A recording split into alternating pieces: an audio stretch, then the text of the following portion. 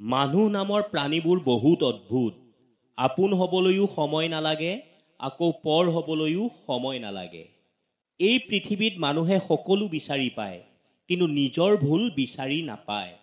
আজিৰ দিনত ভদ্ৰতাৰ কোনো মূল্য নাই, কাৰণ ভদ্ৰতাক সকলোৱে দুৰ্বলতা বুলি ভাবে। কোনোবাই মনত আঘাত দিলে দুখ নকৰিবা, পাৰিলে আঘাত দিয়াজনক ধন্যবাদ দিয়া, কাৰণ আঘাতবোৰে অভিজ্ঞতা দিয়ে। যিয়ে তোমাক আঘাত দিছে তাক পাহৰি যোৱা, কিন্তু সেই আঘাতৰ পৰা তুমি যি শিক্ষা পাইছা সেইটো কেতিয়াও নাপাহৰিবা। এই পৃথিৱীত চবেই পৰ হৈ গ'লেও মা কেতিয়াও পৰ হৈ নাযায়। মা যে কিমান আপোন সেইটো মাৰ কাষৰ পৰা আঁতৰি গ'লেই বুজিব পাৰি। ছোৱালীবোৰক কৈছোঁ, ল'ৰাৰ চৰিত্ৰ চাইহে বিয়া হ'বা, ধন সম্পত্তি চাই নহয়। কাৰণ ধন সম্পত্তি এদিন ঘটি ল'ব পাৰি, কিন্তু ভাল চৰিত্ৰ কেতিয়াও নোৱাৰি। আৰু চৰিত্ৰ ভাল নহ'লে জীৱনত যিমান টকা হ'লেও সুখী হ'ব নোৱাৰি। মানুহ খুব সহজতে সলনি হৈ যায়। পৰিচয় হোৱাৰ সময়ত চাব এক ধৰণৰ, আৰু পুৰণা হৈ গ'লে চাব অন্য এক ধৰণৰ। জীৱনত এবাৰ অকলশৰীয়া হৈ চোৱা, পৃথিৱীৰ কোনো কাৰো আপোন নহয়। যেতিয়া তোমাৰ প্ৰয়োজন হ'ব তেতিয়া চবেই কাষত থাকিব, কোনোবাই স্বাৰ্থৰ কাৰণে, আকৌ কোনোবাই আৱেগৰ কাৰণে। এয়াই বাস্তৱ। কাকো কেতিয়াও বহুত বেছি আপোন ভবা ঠিক নহয়, কাৰণ আপোন মানুহবোৰেই এসময়ত দুখৰ কাৰণ হৈ ৰয়।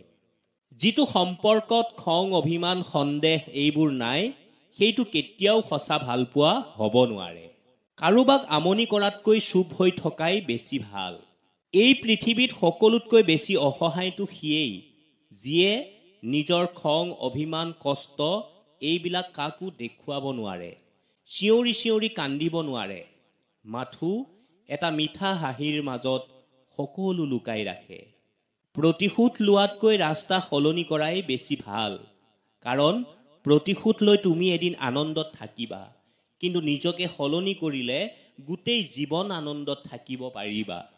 জীৱনলৈ অহা সকলোবোৰ মানুহ আপোন নহয়। কিছুমানে সময় অতিবাহিত কৰিবৰ কাৰণে আহে, যিবোৰক আমি হয়তো সকলোতকৈ বেছি প্ৰিয় বুলি ভাবিছিলোঁ। যিটো মানুহে এসময়ত কৈছিল, টেনচন নকৰিবা, মইতো আছোঁ, এদিন সেই মানুহটোৱে সকলোতকৈ বেছি টেনচন দি গুচি যায়। চকু পানী তেতিয়াই আহে যেতিয়া মুখৰ কথা বুকুত আহি আঘাত কৰে। যেতিয়া তোমাৰ কথা মনত পৰে, তেতিয়া পৃথিৱীৰ কোনো সুখেই মোক সুখী কৰিব নোৱাৰে। পাৰিলে আপোন কৰি ল'বা, নোৱাৰিলে আগতেই এৰি দিবা, কিন্তু সপোনবোৰ দেখুৱাই মাজ পথত এৰি নিদিবা। এই জীৱনটোক কান্দি উটুৱাই দিয়াতকৈ হাঁহিৰে উৰাই দিয়াই বহুত ভাল।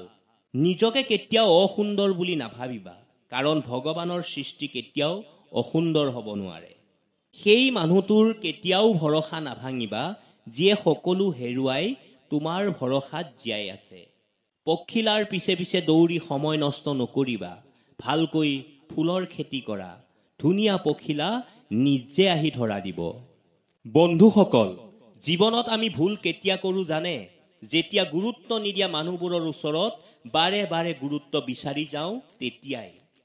আনৰ হাতত তোমাৰ সুখৰ দায়িত্ব কেতিয়াও নিদিবা, কাৰণ তেওঁ হেৰাই গ'লে তোমাৰ সুখবোৰো হেৰাই যাব। জীৱনত এনে এজনৰ বহুত প্ৰয়োজন, যি মনৰ অনুভৱবোৰ নকলেও বুজি পায়। যি মানুহে সকলোকে আপোন ভাবি যত্ন লয়, তেনে লোকক যত্ন লোৱা মানুহ কোনো নাই। তোমাৰ অপ্ৰয়োজনীয় কথাবোৰ যিজনে অতি মনোযোগেৰে শুনি থাকে, সেইজনেই তোমাৰ প্ৰকৃত আপোন। কাৰোবাক ভাল পাওঁ বুলি ক'বলৈ একেবাৰে সহজ, কিন্তু চিৰদিন নিজৰ কৰি ৰাখিব পৰাটোহে কঠিন। কাজিয়াৰ পিছত যিয়ে প্ৰথমে সৰু হৈ কথা পাতিবলৈ চেষ্টা কৰে, তেওঁ নিৰ্লজ্জ নহয়। তেওঁৰ বাবে সম্পৰ্কৰ মূল্য সকলোতকৈ বেছি। জীৱনত সদায় আমি উচিত সময়ৰ বাবে অপেক্ষা কৰিব লাগে, আৰু ধৈৰ্য সহকাৰে যিকোনো কাম হাতত ল'ব লাগে, কাৰণ ধৈৰ্য ধৰাটো বহুত আৱশ্যক। মালি এজনে এজোপা গছত 100 বাল্টি পানী ঢালিলেও সেই গছজোপাই এদিনতে ফুল আৰু ফল দিব নোৱাৰে। গছজোপাই তাৰ উপযুক্ত সময়তহে ফল ধৰিব।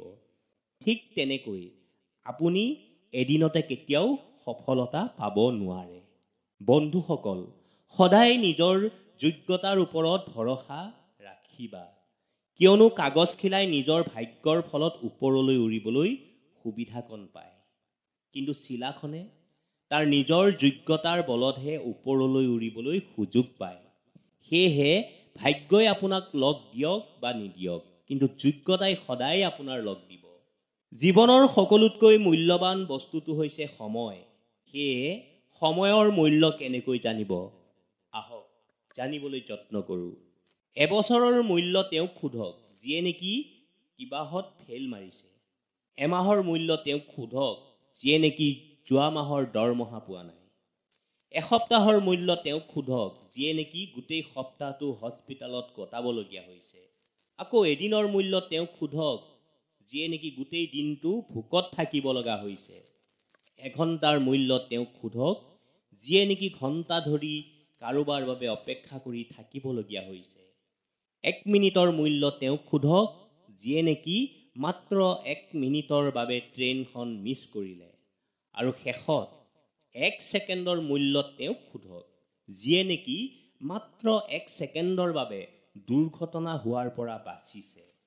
প্ৰকৃতিত পানী সকলো শস্যই সমানে পায়, তথাপিও কেৰেলা সোৱাদ তিতা, বগৰীৰ সোৱাদ মিঠা আৰু তেতেলী আদিৰ সোৱাদ টেঙা হয়। এয়া পানীৰ দোষ নহয়, বীজৰহে দোষ।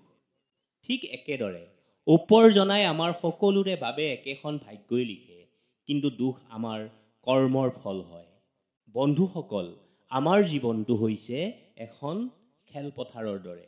যেনেকৈ এখন খেলত জিকিবৰ বাবে কঠোৰ পৰিশ্ৰম কৰিবলগীয়া হয়, ঠিক একেদৰে জীৱনতো সফলতা পাবলৈ কঠোৰ পৰিশ্ৰম মুঠেই আৱশ্যক। সেইকাৰণে বন্ধুসকল, জীৱনত অহা নানান সমস্যাবোৰ দেখি চিন্তিত নহ'ব, বৰঞ্চ পজিটিভ চিন্তাৰ সৈতে নিজৰ লক্ষ্যৰ ফালে আগবাঢ়ি গৈ থাকক।